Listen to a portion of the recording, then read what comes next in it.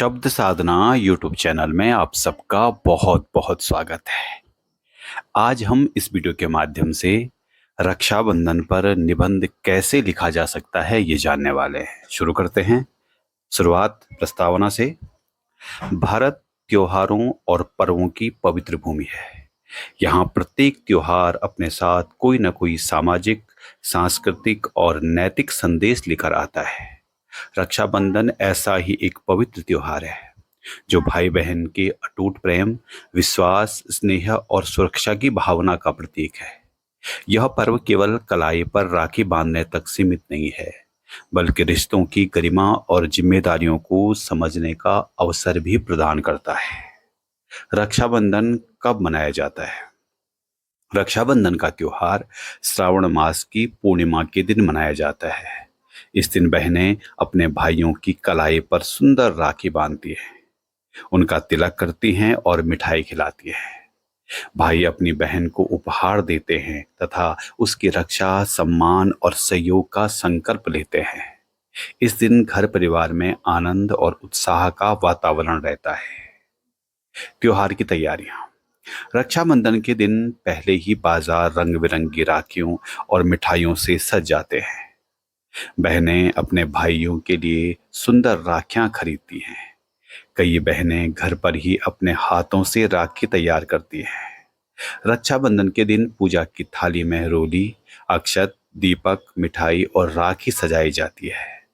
बहन भाई के माथे पर तिलक लगाकर उसकी कलाई पर राखी बांधती है और उससे सुख और स्वस्थ जीवन की कामना करती है। ऐतिहासिक एवं धार्मिक महत्व। रक्षाबंधन से अनेक ऐतिहासिक और धार्मिक कथाएं जुड़ी हुई हैं। भगवान श्री कृष्ण और द्रौपदी की कथा भाई बहन जैसे पवित्र स्नेह और रक्षा की भावना को दर्शाती है।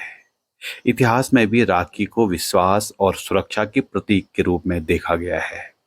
इस पर्व का मूल संदेश यही है कि हमें अपने प्रियजनों के प्रति प्रेम, सम्मान और जिम्मेदारी की भावना रखनी चाहिए। सामाजिक महत्व। आज के आधुनिक युग में रक्षाबंधन का महत्व और भी बढ़ गया है। यह त्योहार परिवार के सदस्यों को एक दूसरे के करीब लाता है। दूर रहने वाले भाई बहन भी इस अवसर पर मिलकर अपने रिश्ते को मजबूत करते हैं। कई बहनें अपने भाइयों के साथ साथ देश के सैनिकों को भी इसी भाईचारे, देश प्रेम और सामाजिक एकता की भावना मजबूत होती है। पर्यावरण के प्रति जिम्मेदारी। हमें रक्षाबंधन को पर्यावरण के अनुकूल तरीके से मनाना चाहिए। प्लास्टिक की बनी राखियों के स्थान पर सूती, रेशमी, कागज या प्राकृतिक सामग्री से बनी राखियों का प्रयोग करना चाहिए।